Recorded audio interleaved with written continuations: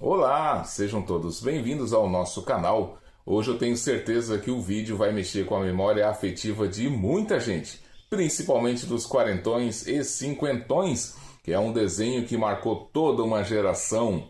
Ele começa a ser transmitido lá no comecinho dos anos 80, por aquele extinto programa O Balão Mágico, né, que tinha Simoni, depois veio o Fofão, apresentava vários desenhos clássicos e a gente se divertia à beça. Então, eu vou falar dessa turminha aqui, uns duendezinhos azuis que viviam numa vilazinha no meio da floresta. Eles eram caçados por um terrível bruxo, né, que queria se apoderar da magia deles.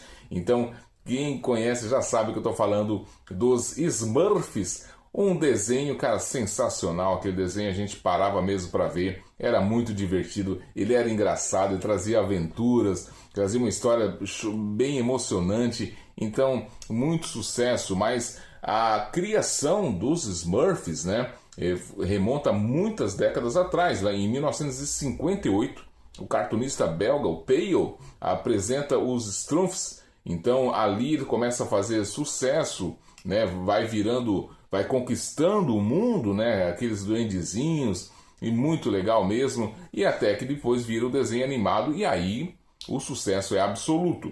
Então, mas antes, aqui no Brasil, já na década de 70, entre os anos 1975 e 76, eles já ganham uma revistinha própria, aqui ó, foram 7 números publicados pela editora VEC. E aqui eles eram chamados ainda os Duendes Strumfs. Olha só, interessante, né? Aqui já mostra mais assim o nome deles mais parecido com o original, né? Então, aqui os Strumfs, e foram 7 publicações dessa revista aqui. Ela se encerra justamente nesse número aqui, ó, número 7. E aí a editora VEC ainda publica mais 3 edições de As Aventuras dos Strumfs, né? E aí veio depois dos anos 80 com um desenho, a editora Abril. Ela publica aí já chamado, né, os Smurfs, para aproveitar a onda do sucesso, né, que era absoluto mesmo na TV. E aí eles vêm, só que o problema é que daí dura só 6 edições, porque é um material muito rico mesmo. A gente olha assim, os Smurfs é coisa de criança. Não é. Apesar que o desenho tinha realmente uma pegada mais infantil, mas as histórias criadas para as HQs ou para os livros, enfim, tinha um tema um pouquinho mais adulto, muito bem feitas, né? Não que a gente reclama do desenho, mas os gibis eram um pouquinho diferente. Aqui, ó, nesse número aqui é apresentada a Smurfette. A Smurfette, ela não era uma Smurf original. Ela foi uma criação do Gargamel, né, criada justamente para promover a inimizade entre eles e descobrir o paradeiro da vila, né, que ele precisava localizar. Ela sempre era escondida dele, então ele correndo atrás dos poderes mágicos, né, que ele acreditava dos Smurfs. Então criou a Smurfette. Aí depois ela vai, né, ficar amiga deles mesmo, vai ver que eles são do lado do bem e ele do mal, e aí vira uma Smurf. Aí ela é transformada, né? Primeiro ela tem um cabelo preto, depois vira aquele cabelo loiro, e aí conquista todo mundo.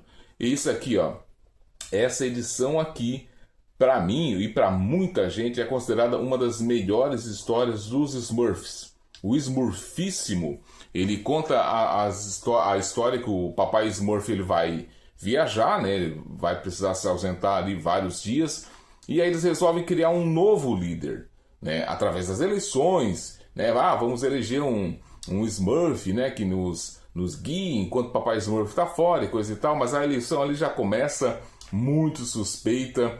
Então, né, quem é eleito é aquele cara que promete muita coisa que não cumpre, ele sabe que não vai cumprir. Então assim, é muito assim baseado em fatos reais, mas com uma pegada infantil.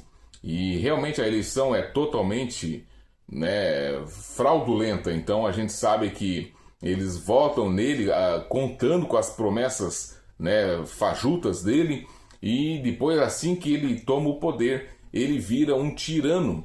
Ele começa a perseguir quem não apoia o regime dele e manda prender e manda... Enfim, é criado inclusive, né, depois é mostrado uma espécie de guerra civil entre os Smurfs. Olha só que bacana o tema, né? Contando que isso aqui seria para uma pegada infantil, mas é criada uma espécie de guerra civil entre os apoiadores do novo regime e os que são contra, né? Porque viram que era tudo baseado em mentiras, a eleição dele. Inclusive ali, assim que ele se elege, ele já cria uma roupa nova, uma roupa dourada. Cara, muito boa mesmo essa história. Pela editora Abril, ela dura 6 edições, e aqui na editora VEC 7, né? 7 edições dos Strumps, mais 3 das aventuras dos Strumps. Então hoje elas são consideradas revistas raras. Quem tem que cuidar bem mesmo na sua coleção, porque é um item muito raro, muito difícil de achar. Estou botando aqui, mostrando para vocês aqui a diferença do tamanho das revistas, olha só. A editora VEC era o formatinho mais tradicional, o da editora Abril um pouquinho maior, né? Então quem cuida da sua coleção, porque isso aqui é muito raro de encontrar, tá? E quem bota para vender geralmente pede assim um valor bem alto, então bem difícil de achar, principalmente em boas condições. O desenho animado ganhou mais de 250 episódios, um sucesso absoluto. Hoje a gente já tem pelo menos 3 live action dos Smurfs, né? Mais um em animação digital, né? Mais recentemente pela Nickelodeon foi lançado também uma série de desenhos, né, nesse estilo digital. Mas o sucesso mesmo é aquele desenho antiguinho que a gente via no começo dos anos 80, que passava de manhã, toda manhã, na Rede Globo. Então fica a saudade e a gente mata aqui através das revistinhas.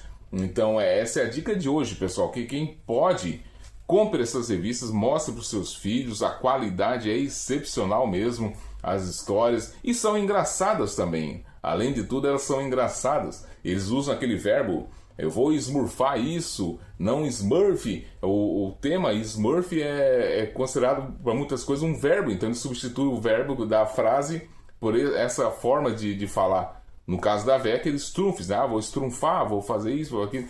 Cara, muito legal mesmo. Vale a pena você ter na sua coleção. Quem não tem, corra atrás, né? Então se divirta tentando de repente achar os desenhos ainda antigos, né? Eu não sei onde está passando hoje, não sei nem se está passando hoje em algum canal, algum streaming, enfim, na internet, no YouTube deve ter alguns episódios perdidos. Vale a pena, pessoal. Valeu? Essa é a dica de hoje. O vídeo foi mais para os nostálgicos mesmo, matarem a saudade. A gente se encontra num próximo vídeo. Fiquem todos com Deus, um grande abraço. Fui!